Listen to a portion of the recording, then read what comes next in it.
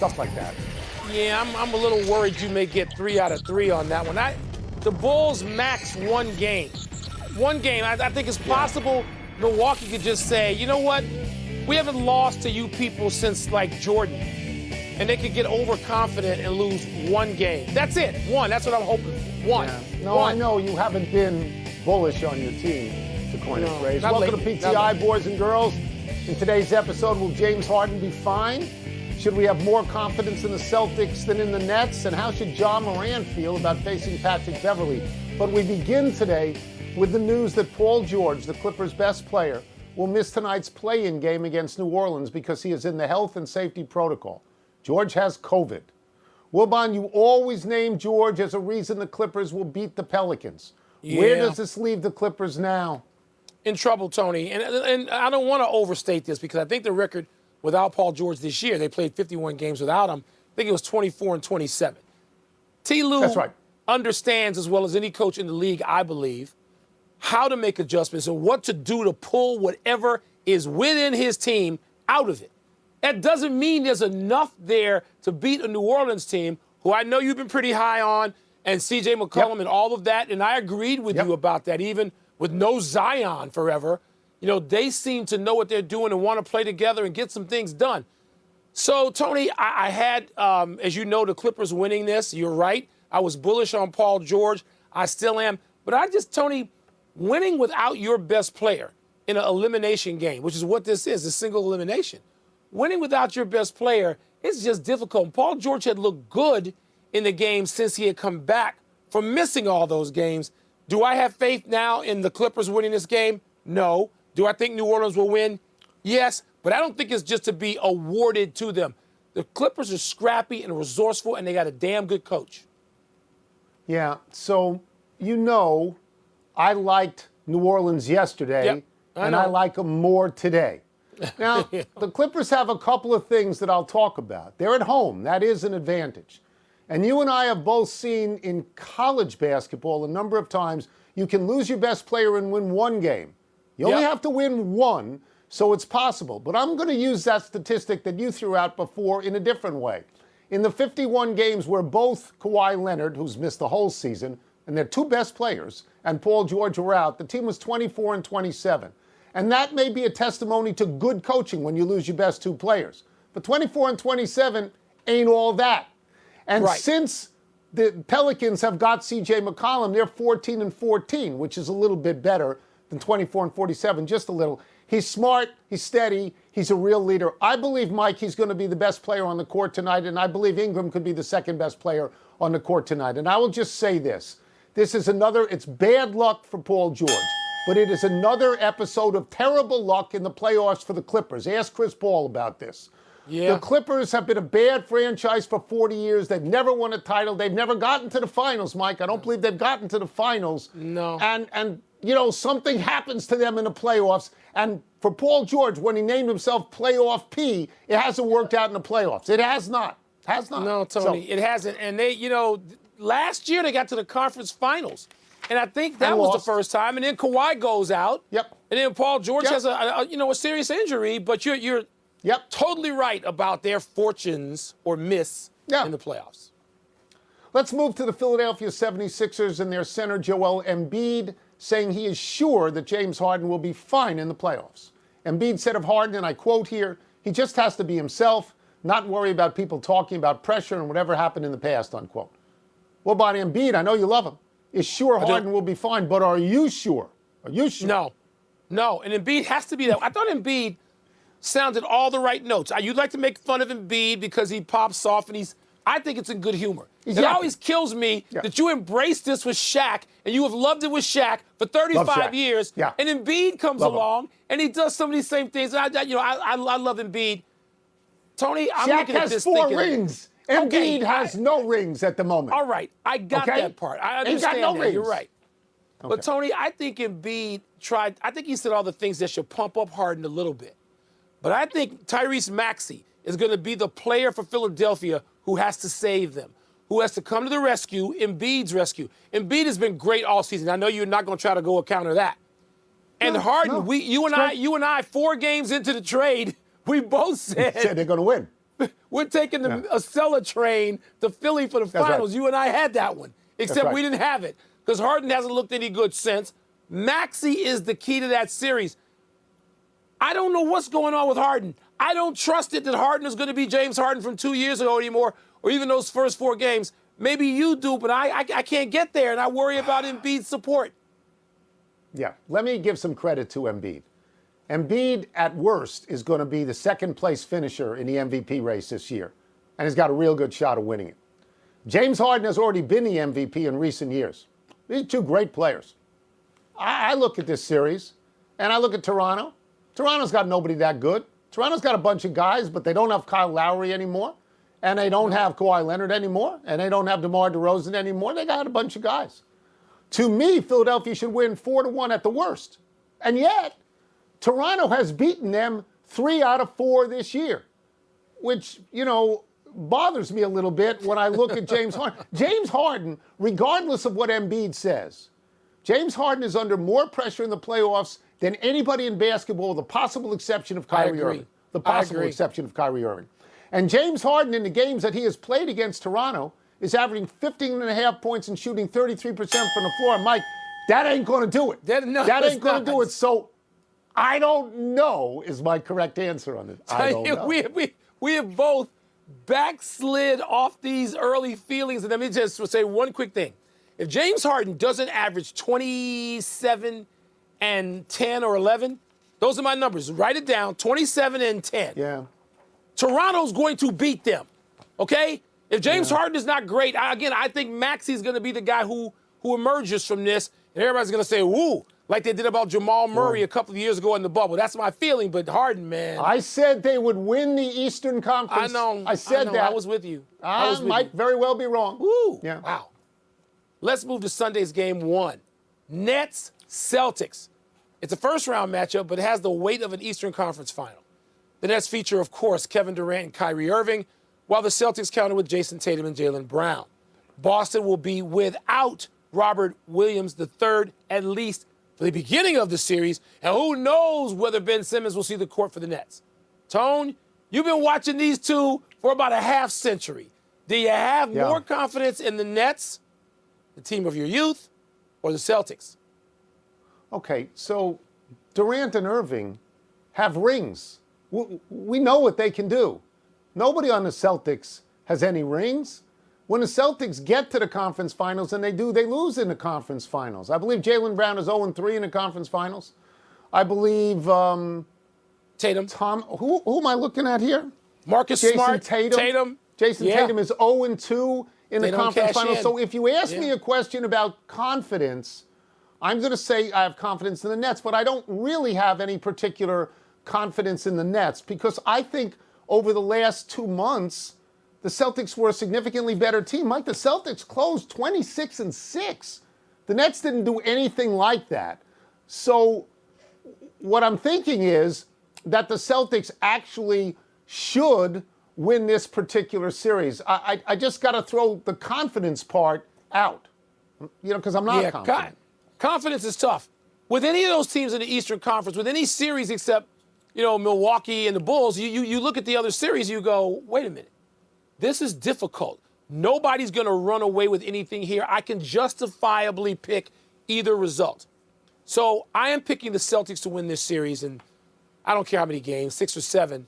Tony, I just think that it's their time. You mentioned the very thing that gives you a little bit of pause, and I understand it.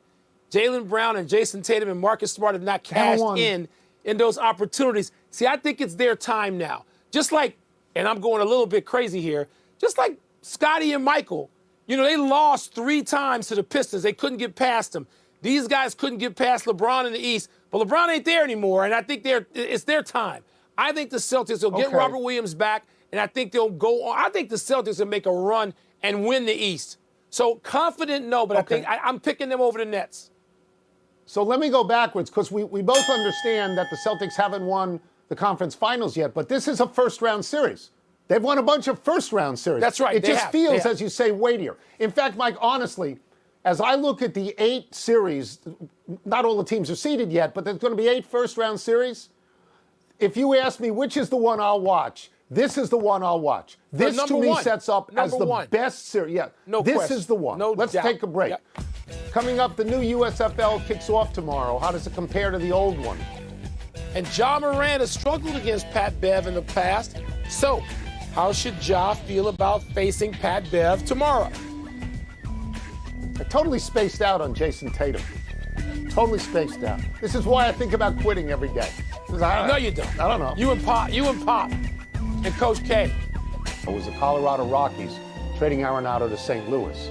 Arenado was their best and signature player, and he had an 8-year contract. Arenado had 8 Gold Gloves for the Rockies and a .293 batting average. He was widely considered the best third baseman in baseball. The strangeness of that deal was compounded this offseason when the Rockies signed third baseman Chris Bryant to a long-term big money contract. Arenado won a 9th Gold Glove in St. Louis to go with his 4 Silver Sluggers. He was named to the All-Star team for a 6th time. Arenado's career numbers in 10 seasons are a .289 batting average, 272 home runs, and 874 RBI. Upon arriving in St. Louis, Arenado said, quote, "I've always admired this organization from afar. I plan on staying here for a long time." So you know how much I love Chris Bryant. He delivered, in large part, a World Series to my forlorn previously Cubbies. But I don't know that I'm switching him out for Nolan Arenado. You know what I'm saying? Nolan Arenado, come on. And now Nolan Arenado goes to the franchise I hate most. I hate the Cardinals more than I hate the Packers. And then Arenado, you know he's going to win with them. You know he's going to be the centerpiece, and he's going to be holding up some hardware at some point during this tenure with the St. Louis Cardinals. He's that good. Happy anniversary, Jackie Robinson. This is posthumous, but on this day 75 years ago, Robinson broke the color barrier in the major leagues when he played his first game for the Brooklyn Dodgers. It is impossible to overstate how important this is in the history of American sports. Books and movies have been written about it. Jackie Robinson is such a significant cultural figure that today, every major leaguer will wear Robinson's number 42. Robinson was a superior athlete. He won varsity letters at UCLA in football, baseball, basketball, and track. He was a superior person. He bore the brunt of racism stoically and succeeded on the field beyond any reasonable expectation. He was an MVP, batting champion, 6-time All-Star, hit .311 over 10 seasons, and none of those numbers come close to explaining how great and important a player he was. Yes, amen, Tony. Well said. Some of us voted for Jackie Robinson, some people did, for greatest athlete of the 20th century. Ahead of Ruth, ahead of Ali, ahead of Jordan. And you know what? When you really study Jackie Robinson's history and all those sports that you talked about, I think he also swam. There was nothing athletic, there was nothing competitive that Jackie Robinson wasn't great at. And he was such a gentleman. There was such dignity about him. And now people think they've got hardships, and they got obstacles, and they got adversity, and we demonstrated resilience. Shut up. Jackie Robinson had all those things in abundance, the kind of abundance that people now know nothing of. He is a hero in my house.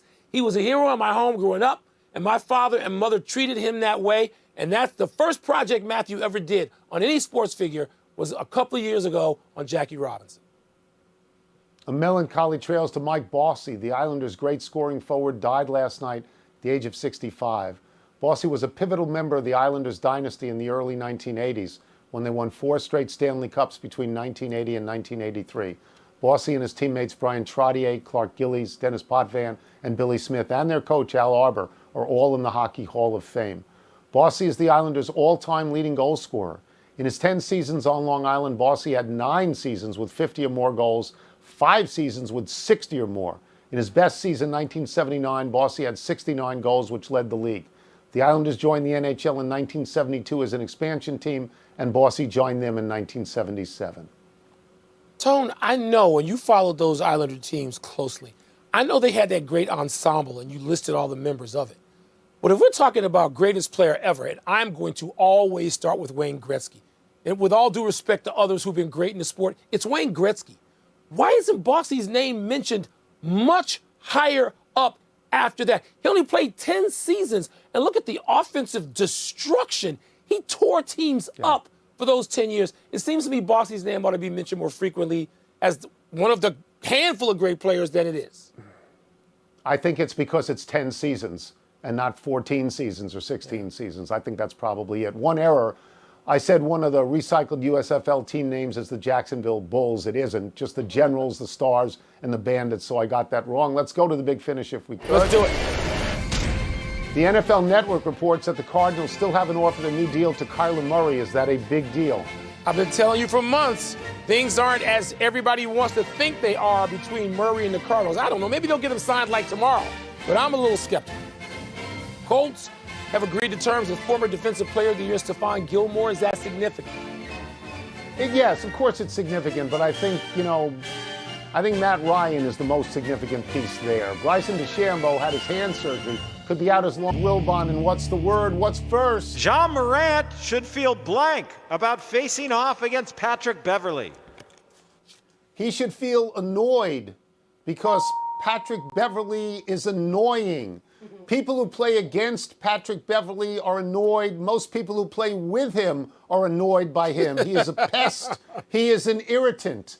But to be fair, in the times that he has personally checked Ja Morant this year, he's held him to 6 for 17 shooting, and that is just not good, 6 for 17. So in the weird circumstance, Mike, that Patrick Beverley could have an effective defensive game against Ja Morant and take Ja Morant out of this all-star status, that would be very bad for Ja Morant. My feeling is that this is a 7-game series. It's not a Thursday night game in January. It's a different circumstance. I think it will take Ja Morant only until game 2, if that long, to figure out Beverley, and I'm betting on Ja Morant. That's pretty interesting, Tony. My word is going to be challenged, okay? Because that's what Patrick Beverley does. He walks out of the locker room and he follows you around and he challenges you. And yes, he annoys you, and that's just the kindest word we can put to it. But let me just say this, Tone. Patrick Beverley, if he's the defensive ace, that he has earned that reputation. He's going to spend some time on Desmond Bane, who can Bane train him over, run him over. And he might have to spend some time